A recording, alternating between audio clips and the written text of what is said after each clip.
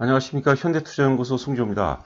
2000년대 중반이었죠. 중국이 본격적인 개방 정책과 함께 국내에서는 조선철강기계화 이런 소재 산업재 중심으로 작게는 한 1000% 정도, 많게는 2000%, 3000%까지 급등했던 기억이 나는데요.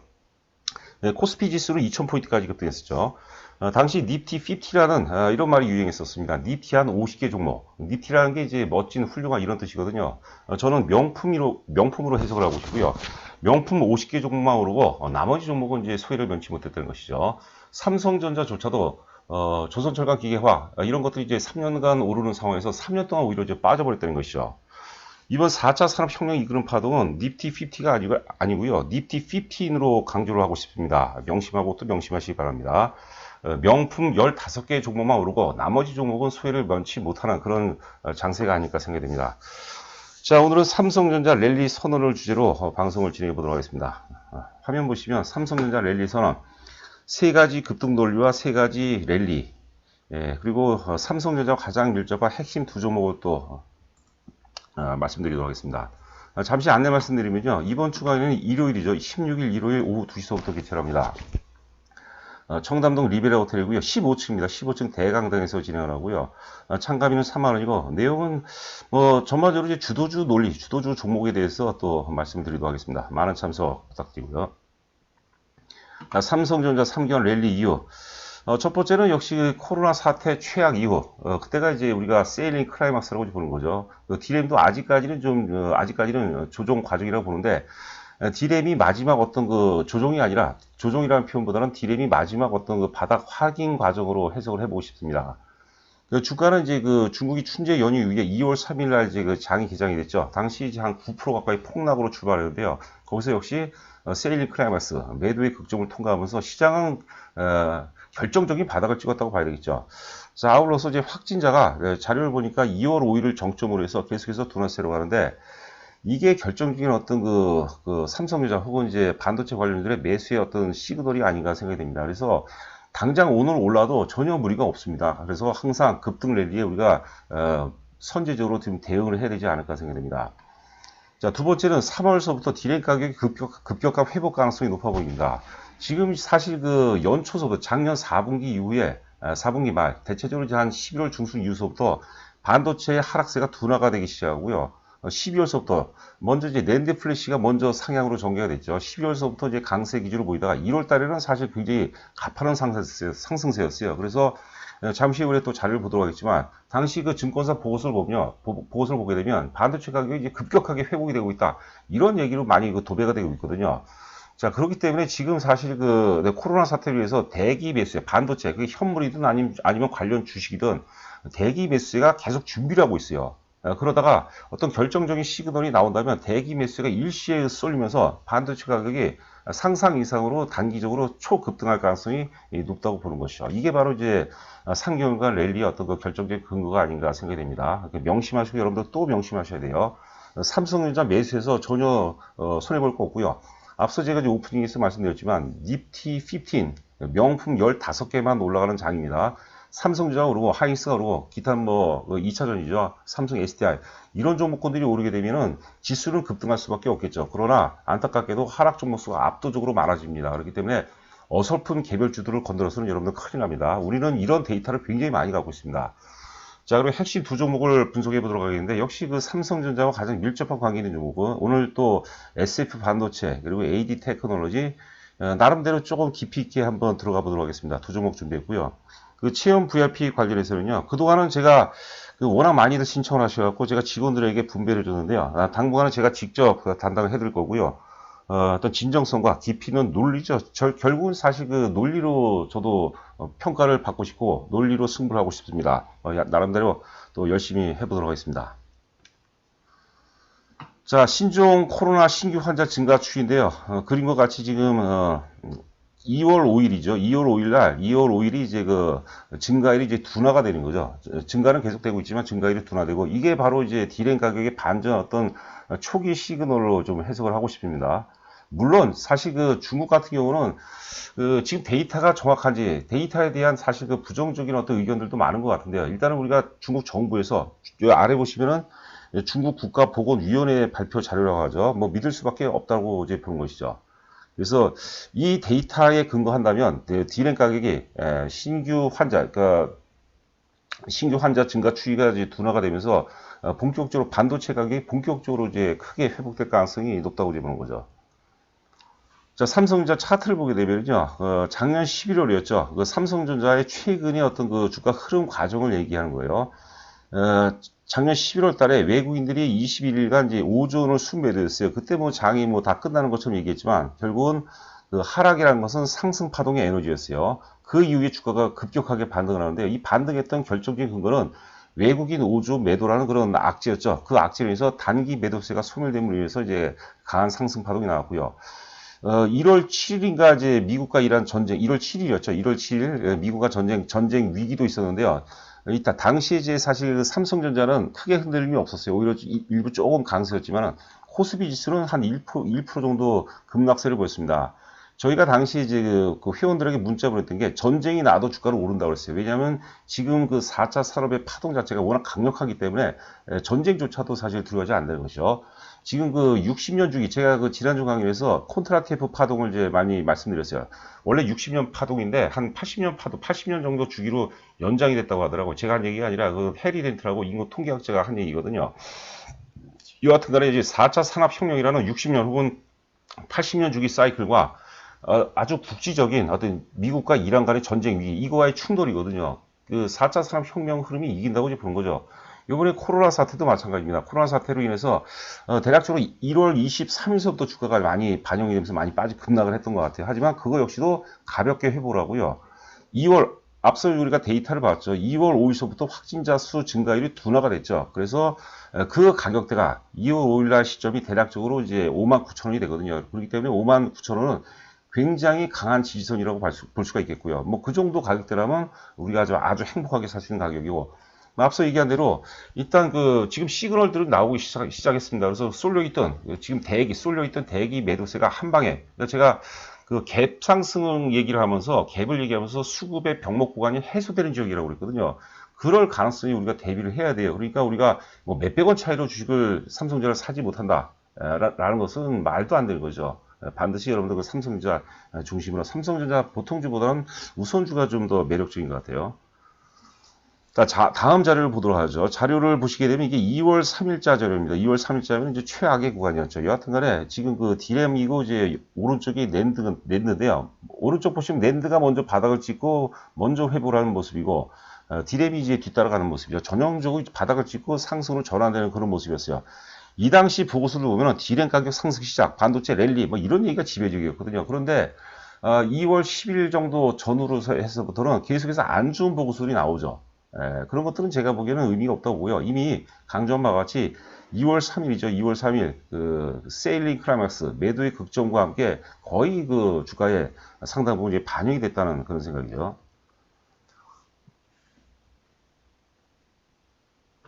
자, 죄송합니다. 자, 그 다음에 이제 요것도 제가 한번 1월 7일자 자료입니다. 뭐, 5G 상용의 랜드 플래시 메모리 수요 껑충, 디램 가격도 상승돼 있다. 이런 얘기가, 1월 달에 이런 얘기가 굉장히 지배적이었어요. 올해 랜드 가격 40% 인상 전망, 이런 것들이 지배적이었거든요. 그러다가 이제 코로나 사태가 나오니까 매수세가, 그게 디램이든 랜드든 현물이든 아니면 그런 관련주든 간에 매수세가 뚝뚝 켰는데 얘네들이 그 매수세가 지금 대기하고 있는 거죠. 대기하고 있다가 어떤 회복 시그널이 나오게 된다면 단기적으로 급격하게 쏠림이 이제 가속화가 되면서 낸드도 그렇고, 죄송합니다. 반도체 가격도 그렇고, 혹은 관련 주가도 단기적으로 급격하게 상승할 가능성이 높겠고, 이 흐름이 저는 3개월간 지속된다고 보는 겁니다. 그 이후에 한번 자세하게 또 살펴보도록 하죠. 다음 자료를 보면서. 자, 그리고 신한증권 자료인데 2월 5일자입니다. 여하튼 그런 내용들이에요. 2월 5일에도 하여튼 그 1분기를 저점으로 2분기서부터는 이제 본격적으로 이제 공급 부족에 의해서 본격적으로 이제 가격 급등이 예상이 된다. 주가가 많이 오른 상태에서 악재가 나오게 되면 사실 물량이 꼬여버리기 때문에 우리가 추론하기가 굉장히 힘들지만요. 오랜 동안 하락한 가운데서 초기 상승 국면에서의 악재는요, 굉장히 유리한 쪽, 매수 쪽으로 유리한 관점으로 해석을 해야 돼요. 제가 항상 말씀드리지만 우리 조셉 그랜빌 말을 이용한다면 강세 초기 국면은 걱정의 벽을 타고 간다고 그랬죠. 월 오브 월이라고 얘기했죠. 그런 자료도 있었고, 자, 이건 필라델피아 반도체인데 제가 이거는 어제 캡처를 받은 자료인데 오늘도 사실만 1% 이상 급등을 했죠. 저 필라델피아 반도체는 지금 몇몇이 계속해서 상승 추세를 이끌어가고 있습니다. 이게 왜 그런가요? 기존에 이제 존재하지 않았던 4차 산업혁명의 흐름과 함께 이렇게 상승 추세를 이어간다고 봐야 되겠죠. 자, 이번 자료는 이제 보시는 자료는 필라델피아 반도체 지수 연봉이다, 연봉. 보면은 이제 2000년대 전후에서 우리가 벤처 혁명이 있었죠. 우리나라도 마찬가지고, 당연히 뭐 나스닥, 미국 시장도 마찬가지였는데, 이때 고점이 대략적으로 필라델피아 반도체 지수 기준으로 한 1400포인트가 됐습니다. 제가 또 말이 또 빨라진 거 같네요. 죄송합니다. 1400포인트 이전에는 3차 산업의 어떤 패러다임으로 봐야 되고, 1400포인트 이후부터 우리가 4차 산업혁명이었던 그 패러다임, 관점으로 우리가 봐야 되는 것이죠. 지금 1400포인트에서 한 1900포인트인데, 이 정도면 많이 오른 게 아닙니다, 여러분들. 제가 이제 항상 드릴 말씀이면, 지금 4차 산업혁명의 흐름이 어디까지 왔는가? 저는 4분응선에서 5분응선 사이라고 강조를 해드리고 싶어요. 제가 그런 부분으로 많은 고민을 하는 겁니다. 좀 더 구체적으로 말씀드리자면 삼성전자 기준으로 실적 최고의 절정기가 2023년에 도달할 가능성이 높아요. 주가가 2022년에 대상투가 나오든 2023년이든 2024년이든 저도 그건 모르겠지만 최고의 절정기는 2023년 직전후가 될 가능성이 굉장히 높습니다. 그때까지는 우상향으로 계속해서 전개될 가능성이 높겠고요. 또 반복적으로 말씀드리지만 니프티 15 장세, 명품 15개만 오르는 장세에서는요, 종목 차별화가 굉장히 심해집니다. 그리고 어느 순간서부터는 삼성전자가 마치 개별주처럼 급등하는 그런 구간도 올 수 있습니다. 여러분들 이제 과거에 우리가 포스코라든가 LG화학, 그 다음에 두산중공업, 현대중공업, 한국조선해양으로 바뀌었죠. 그런 종목들 잘 보시기 바랍니다. 주가가 올라가면 올라갈수록 관성과 함께 관성이 개입되면서 막판에는 가수가 개입돼요. 마지막에 뭐라고 그러나요? 우리가 그 매수의 극점, 그 바잉 클라이막스가 되겠죠. 그 부분에서는 개인들이 확신을 넘어서 흥분을 넘어서 미쳐버리는 거죠. 그때 매도를 하시는 거 되는 거죠. 매도가 굉장히 쉬운 거예요. 매수가 매도보다 100배, 1000배 이상 중요하다고 얘기했습니다. 대중 투자가들이 거의 실패하는 이유는 매수보다 매도가 중요하다고 대부분 생각하는 것 같아요. 그게 절대 아닙니다, 여러분들. 매수가 매도보다 100배, 1000배 중요합니다. 매수를 신중하게 하세요. 똑같이 삼성전자를 사더라도 삼성전자를 대하는 자세, 애티튜드, 태도, 이런 것들이 굉장히 중요하다는 것이죠. 아무리 좋은 주식을 사면 뭐합니까? 홀랑 팔아버리고 또 고점에 파는 것도 아니에요. 밀릴 때 더 빠질 것 같은 착시 때문에 파는 경우가 많다고 보는 것이죠. 그래서 제가 자주 강조해드린 게 급등주를, 주도주를 아는 거하고 실제 아는 거하고 수익을 내서 돈을 버는 거하고는 천지 차이입니다. 여러분들 명심하시기 바랍니다. 자, 그다음에 그 삼성전자 월봉을 좀 줄였습니다. 지금 이것도 예전에 비슷한 자료를 한번 만들어 드렸는데요. 자, 먼저 그 좌상단에 보면 A 구간과 이제 B 구간이 나눠있죠. A 구간에서는 이때 2016년도에 이제 역사의 고점을 돌파했죠. 당시 이제 2018년도에 영업이익이 58조 8천억이었고 2017년도가 54조 한 몇천억이었어요. 54조 한 4천억인가 5천억인가 그랬는데요. 주가는 사실 그 2017년도 11월까지만 올라갔어요. 2016년도 2월서부터 정확히 한 140% 정도 상승했거든요. 2018년도에는 영업이익 증가율이 급격하게 둔화됐죠. 54조짜리가 58조가 됐는데 그것도 늘었는데 주가는 굉장히 많이 빠졌습니다. 이 구간에서 이제 화살표보면 이 구간에서 빠진 거죠. 여하튼간에 A 구간에서는 신고가 돌파 이후에 2개월 조정을 받았어요. 2개월 조정. 제가 이제 분명히 말씀드렸죠. 우리가 그 4차 산업혁명 기준으로 본다면 2016년도 2월부터 시작해서 상승 충격 1파동, 그 다음에 조정 2파동, 상승 충격 3파동이라는데 상승 충격 3파동이 1파동이나 5파동에 비해서 가장 신뢰도가 높다고 얘기했어요. 그리고 1파동에 비해서 가파르게 올라갑니다. 그게 특징이에요. 그래서 요번에 1월 달에 이제 조정을 받은 거죠, 지금. 1월 달에 조정받는 이유는 뭐 잘 아시다시피 코로나 바이러스 사태로 인해서 일정한 조정인데, 요 A 구간에서는 2개월 조정을 받았어요. 2개월 조정. 약간 상향하면서 2개월 조정을 받았는데, 왜 그럼 1개월 조정만 받느냐? 워낙 그 악재 크기가 크기 때문에 그 악재로 인해서 매도세의 상당 부분, 어설프게 주식을 보유하고 있는 사람들 있잖아요. 그런 어설픈 매도세의 상당 부분이 소멸이 되고, 아울러서 이제 수급 체계가 굉장히 강화됐다고 보는 거죠. 그래서 1개월 조정으로 마무리됐을 가능성이 굉장히 높다고 보는 겁니다. 그러니까 지금 2월 달서부터 출발한 거예요. 그래서 2월, 3월, 4월이면 4월이면 이제 2분기 출발이겠죠. 2분기에 이제 4월 정도가 되면 이제 누구나 다 삼성전자를 사고 싶어 하는 그런 구간이 올 거라고 보는 거죠. 주식은 미래 가치의 그 선반영입니다. 그런 지금 사실 그 신종 코로나 바이러스 사태가 어떻게 될지 저도 몰라요. 저도 이제 최근에 뭐 유튜브라든가 관련 자료들, 관련 보고서를 보니까 굉장히 이게 우리가 생각하는 것보다 굉장히 커다란 위기라고 하더라고요. 그러나 거기에 몰입되면 너무 합리적이고 과학적이고 이성적으로 접근하기 때문에 주식을 정작 사야 될 때 살 수가 없어요. 만약에 신종 코로나 사태로 2차 충격이 있다면요. 2차 충격이 있다면 이미 지난번 2월 3일 날 최악의 구간을 통과했기 때문에 크게 많이 안 빠집니다. 의외로 하루 조정 정도로 끝날 가능성도 높아요. 뭐 물론 악재 크기에 따라 다소 좀 차이가 있겠지만요.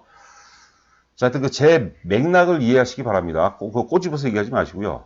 너무 깊게 아시면 주식 여러분 못합니다. 그래서 적당하게 영리한 게 중요하지 많이 영리하게 되면 주식을 살 수가 없는 거죠. 자, 삼성전자 뭐 실적 추이 한번 간단하게 살펴보도록 하죠. 영업이익 기준으로 본다면 역시 2018년도는 최고였죠. 2018년도는 사실 반도체가 전체 영업이익이 차지하는 비중이 한 70%가 됐고요. 2019년도는 이제 14조, 그리고 이제 올해 예상이 지금 24조 7천억 나와 있는데, 이거는 좀 예전에 좀 나왔던 거죠. 물론 이제 지금 최근 자료고 2월 초에 나온 자료이긴 한데요. 이번에 이제 코로나 사태로 인해서 약간 이게 수정 보완될 그런 사항도 있다고, 그거 이제 감안해서 보시기 바랍니다. 여하튼 간에, 반도체 영업이익은 굉장히 급증한다고 보이고요. 아래 이제 빨간 줄 보면 이거는 시스템 반도체 비메모를 의미하는데 꾸준하게 2019년도 이후에 2020년도 올해 같은 경우는 이제 비메모리 분야 파운드리 쪽에서 시스템 반도체 쪽에서 실적이 급증하는 것도 우리가 확인할 수가 있겠고요. 자, 조금 이제 빨리 진행해야 되겠네요. 이제 두 종목, 삼성전자와 가장 밀접한 두 종목. 첫 번째는 이제 SFA 반도체입니다. 지금 시간이 제가 한 2시 정도서부터 방송을 진행한 것 같은데요. 저는 그 시세를 잘 안 봅니다, 여러분들. 시세 보면 뭐합니까? 눈알만 빨개지는 거죠. 의미 전혀 없어요. 저희 회원분들도 보면은 일이 바쁘신 분들 있잖아요. 그런 분들 수익이 훨씬 많이 나요. 이 최고로 우리가 경계해야 될 적은 단말기입니다. 단말기를 자꾸 보는 게 아닙니다. 못 믿으니까 그런 거예요. 우리 결혼하고 반려자에 대해서 자꾸 의심을 가지면 어때요? 의처증이라든가 의부증을 가지면 그 사람은 깨질 수밖에 없어요. 자기가 믿는 주식이라면 뭐 하루 이틀 안 봐도 돼요. 한 달, 두 달 안 봐도 편안한 주식, 그런 주식으로. 그게 바로 시대적 주도주 논리라고 보는 거죠. 자, SF 반도체입니다. SF 반도체가 지금 뭐 기술적으로 봐서는 지금 계속해서 상승세를 보이고요. 여기 지금 검정색 화살표 표시는 저희 회사 주로 편입했던 시점입니다. 이때가 가격 조정 위에 충분한 기간 조정을 갖추면서 이평선이 결집하고 첫 번째 눌림목이죠. 이게 굉장히 좋은 모습이죠. 아주 FM 같은 그런 모습이죠.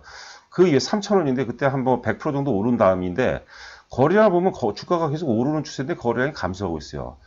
주가가 마지막 피날레가 가장 아름답습니다, 여러분들. 물론 약간 좀 공격적이고 좀 약간의 어떤 글쎄요. 하여튼 뭐 SF 반도체 좋아요. 빠진다 하더라도 복원력은 굉장히 강할 겁니다. 그래서 SF 반도체 여러분들 관심 있게 지켜보시기 바라고요. 삼성 디스플레이가 지분을 10.18% 갖고 있습니다. 비메모리, 지금 삼성전자에서 133조 투자를 하는데 결정적인 수혜주 중에 하나예요. 손가락 5개 안에 꼽는 수혜주라고 봐야 되겠죠.